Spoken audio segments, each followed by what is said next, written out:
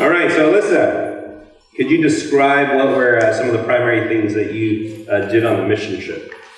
Yeah, so we kind of went there for the purpose of going, running a camp for kids, and so our team split in half, and I was part of the performing arts camp, and then there was a sports camp for the other 4 people, and then 5 of us were at the performing arts camp, and we just led a week-long singing, dancing, sign language, boom whackers, a bunch of different kind of stuff just for the community that we were in. And then we also, the week after that, we went to a church and we did some painting just for their offices, and we also did some evangelizing with 2 different churches. Great. What were some of the big lessons that you learned, especially that challenged you in your walk with God? I think the newest thing for me was doing street evangelism. I had never really done that before, so going out really challenged me. One, in just not being fearful of man. It's a little scary to just go up to a random person, especially in a different country where it's a different culture.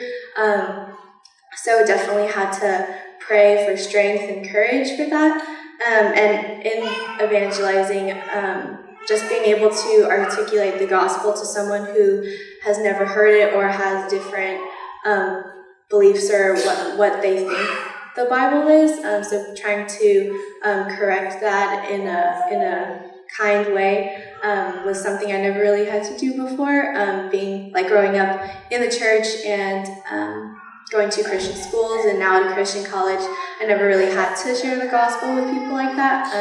So that was definitely a challenge for me, but it really good outcomes.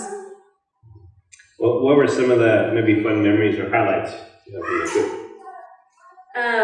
There was a lot of really fun times.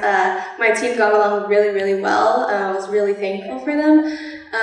But I think one of the funniest things to me was, so we only have 2 phones on our team, and it was for the 2 leaders. And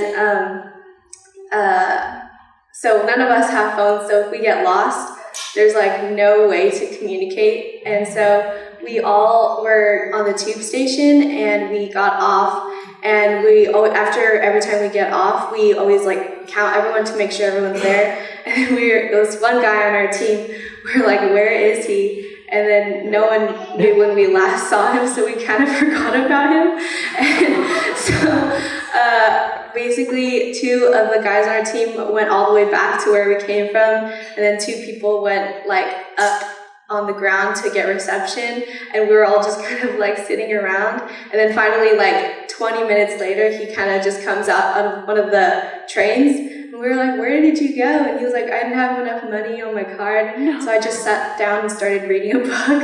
And we were like, what? And then he started asking people for money so that he could get in. We were like, you probably look like you were homeless or something, asking. But yeah, it was really fun. He also, that same guy he left his passport on the plane when we first got there. Yeah. Yeah. Fun times. Yeah, I can't say anything about that.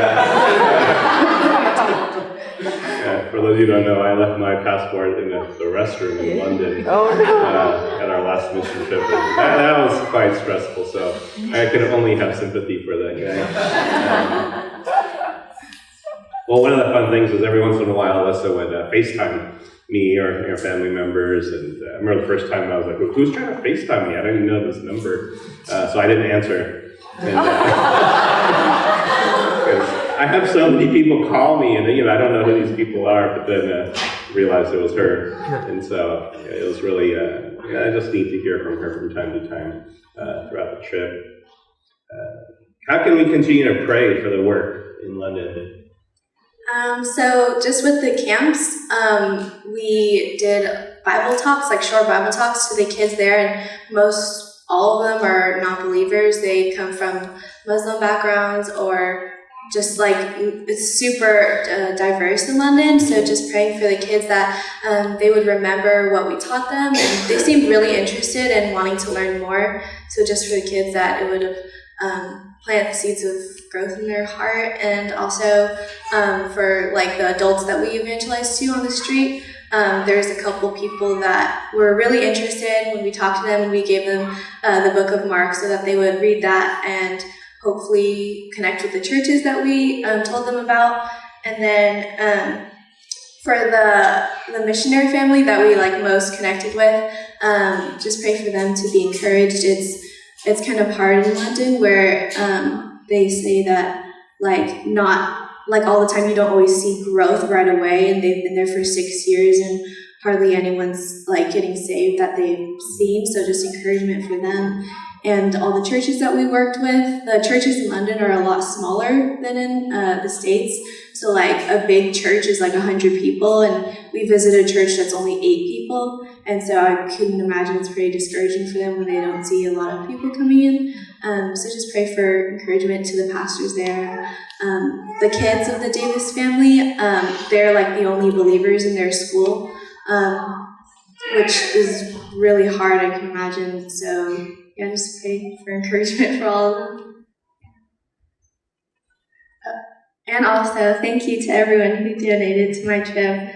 I was very blessed that I was able to go, and I was over my goal. So thank you really much. I really appreciate it.